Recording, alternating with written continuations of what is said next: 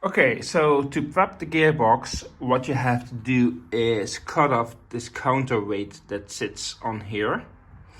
The best way is to cut it off exactly there, so you have enough space to mount the bracket. Now I'm going to show you, if you have a Mitch Auto Parts or Innovate bracket, how you have to mount it. Normally there are 3 bolts, one here which is about 20 mil, this one which is about 30 to 40 mil, and this M8 over here. So we're just going to take these off. This is very simple. Well, for me it's not attached anyway, so just take these off. Then on this side, take this one off.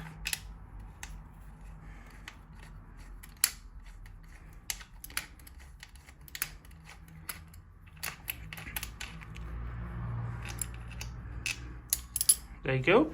And then we're going to mount the bracket. So the bracket, which I have here, it's not comes like this, but I modified this a bit. Or basically it sits like this. And then you put little bolts in. So it will become something like this. Well, I don't have one in here on this side. But normally you would have one here, one there, and one at the bottom. It's really hard to see, but it's over there. But yeah, it will sit like that. Then you have to install this little swinger, and I will show you that as well. So the swinger will sit like this on those 3 little bolts. Bolts holes, whatever they call it, threads, I think. So it will sit something like this. And you have to adjust this based on when the car is finished and on the ground. And one of the shifter cables that goes here goes into there, and then the other one goes from there and sits into here. So this is how you connect the bracket if you're using an Innovate or Mitch Auto Parts adapter and swing. So in the next part I will show you how it is if you are not using them and you want to use the Honda shifter instead. If you still have the bracket that sits on top of the fuel tank, you would have to take the fuel tank off before you can take the shifter cables off. When I put those back, I didn't, there's no brackets anymore. I didn't put that back, anything like that. It makes it a lot easier to work with. So you have to take the fuel tank out before you can actually do the rest. So with the gearbox on, I want to test the clearance with the bracket on this side later. Not yet at this point in time, because I don't have it yet. But you want to test, and before you put everything in, just test the cable, see if everything is working, see if everything is correctly, etc. And then you have some hoses here, for example, and there that you can modify. That's not for something later, but it gives you a chance without the engine in to see if everything is working and fitting the way it should be. Now, if you use a Honda shifter cables like I do, you would, if you look at the shifter from the back, for example, the right side of the shifter should go to the left side of this, and the left side of the shifter at the front should go to the right side of this. So this is correct, like that, and that.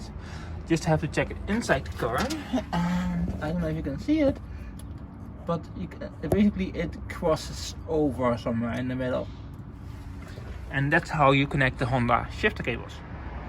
So what I did is I put in the gearbox already to test, and then I have these clutch line, which is over here actually. I can get it. There we go. What I'm doing with this is testing if the length that's for this clutch line is indeed the correct length on the gearbox.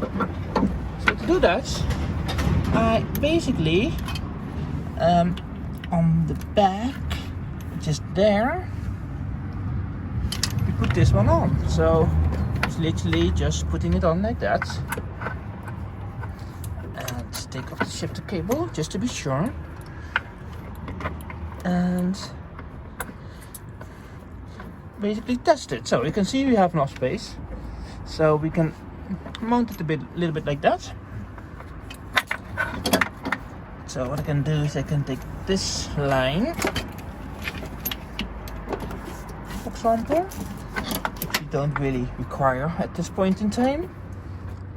Take off this and just put this on, and just to see if location and everything is correctly, which you can see it is. There's some space left, not much, but this will make it a nice even line. And then what you can do, because this is already off, is you can actually bleed the cylinder just by having it somewhere like here, and it's easy, so you can just bleed it exactly the way it is. So this is how you install the bracket. Use a little spacer on this side, and so this should be about a 30mm bolt, that side as well. And then I have the cable in like this, and then I should still have to do this side.